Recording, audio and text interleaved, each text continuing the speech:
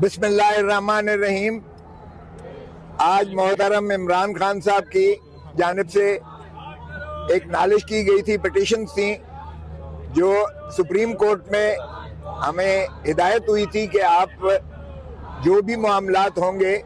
आप वो अदालत आलिया से रुजू करेंगे। चुनाचे वो उसी के तसलसल में हम यहाँ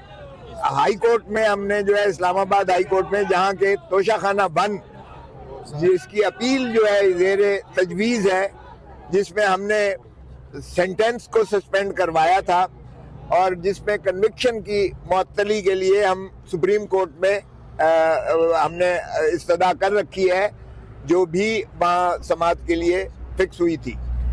तो यहाँ आज समाअत में हमारे दफ्तर ने एज यूजुअल एतराज़ात लगाए थे हमारी पिटीशन पर,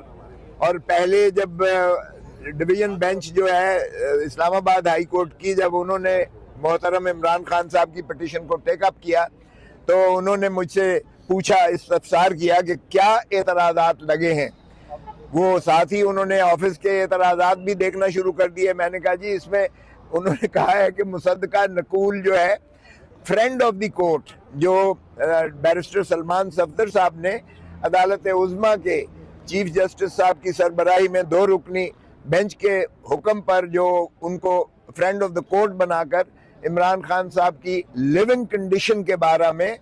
उन्हें कहा गया था कि आप जाके मुशाहिदा कीजिएगा अडयाला जेल में, और इमरान खान साहब की लिविंग कंडीशन के बारे में उस हुक्म का जो 24 अगस्त 2023 को 24 अगस्त 2023 का हुक्म जो है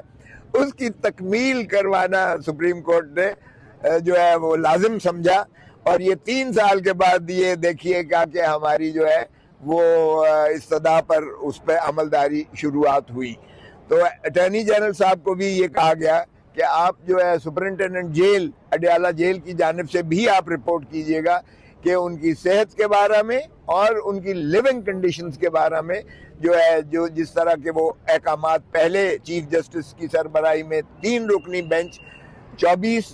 अगस्त 2023 को कर चुकी थी, उसकी जो है तसलसल में आप रिपोर्ट कीजिएगा। चुनाचे वो ये 10 तारीख को ऑर्डर हुआ और 11 तारीख को उन्होंने जो है मुलाहिजा किया, और 12 मार्च जो है 2023 को ये सुप्रीम कोर्ट की 2 रुकनी बेंच ने उस पर जो है ऑर्डर्स किए और उनका मुआयना उस अंदाज से हुआ। लेकिन जो अमाइकस क्यूराई यानी फ्रेंड ऑफ द कोर्ट की 4 सिफारिशात थी। एक उनकी सिफारिश ये थी कि इनका मुआयना जो है किसी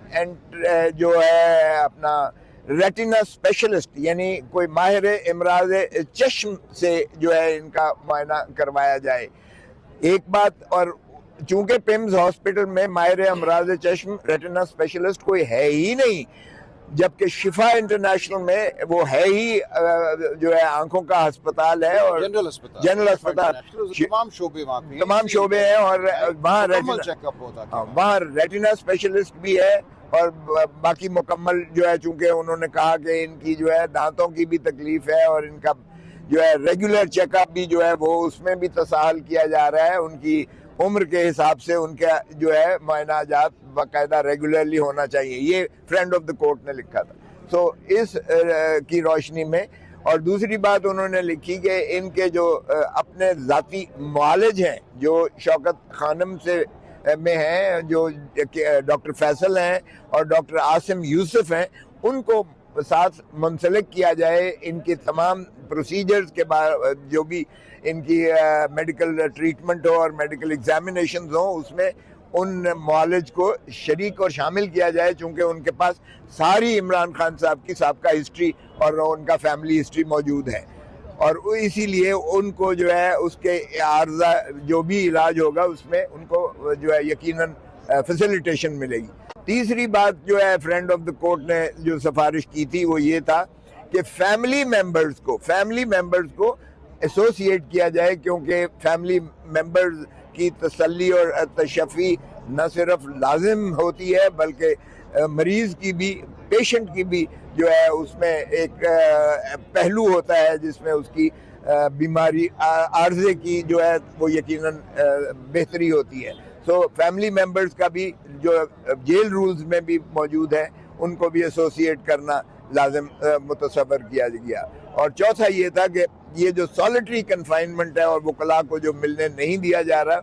ये भी इसकी भी फैसिलिटेशन की जाए। तो फ्रेंड ऑफ द कोर्ट की जो रिपोर्ट होती है ये इसी तरह होती है माइकस की, जिस तरह अदालत की अपनी ऑब्जर्वेशन हो, जाती ऑब्जर्वेशन हो। चूंकि अदालत का वो फरीक नहीं होता किसी फरीक का, वो अदालती एक जो है नुमाइंदे के तौर पर जो सारी ऑब्जर्वेशंस करता है और फाइनल रिकमेंडेशंस उनकी इसी तरह मुतसव्वर होती हैं जिस तरह वो अदालत की ही रिकमेंडेशंस हो। तो उसी के बजाय इसके कि उस पर अमलदारी करती है हुकूमत, उन्होंने उल्टा फिर हमारी एक्सक्लूजन करके फिर उन्होंने अपना ही एक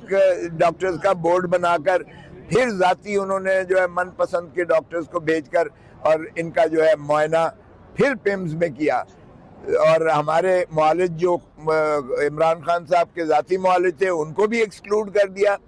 जो फैमिली मेंबर्स थे उनको भी शामिल शरीक न किया गया। और वकला को तो आज तक 5 महीने से उनको जो है मुलाकात ही मुयसर नहीं आ रही है। तो इन तमाम तहफ़्फ़ुज़ात के बाद हमने फिर जो है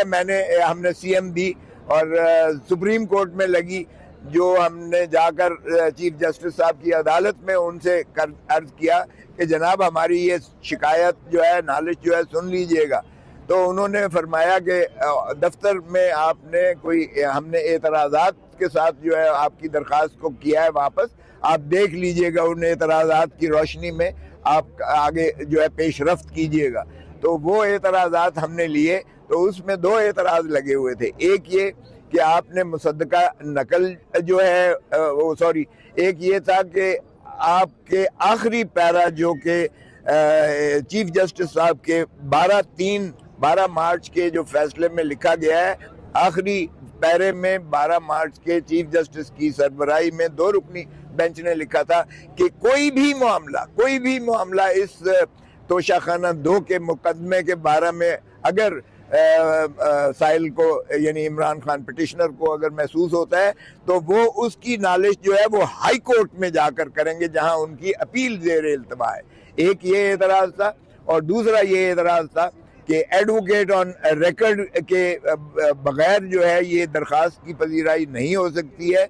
हालांकि हमने ये लिखा था कि एडवोकेट ऑन रिकॉर्ड अल्लाह को प्यारे हो चुके हैं और हमें चूंकि रसाई इमरान खान साहब के साथ नहीं दी जा रही है, इसलिए हम नया वकालतनामा लेकर एक एडवोकेट ऑन रिकॉर्ड नया जो है वो रखने से कासिर हैं, माने हैं। तो उस वजह से इसलिए खैर उन्होंने कहा कि ठीक है,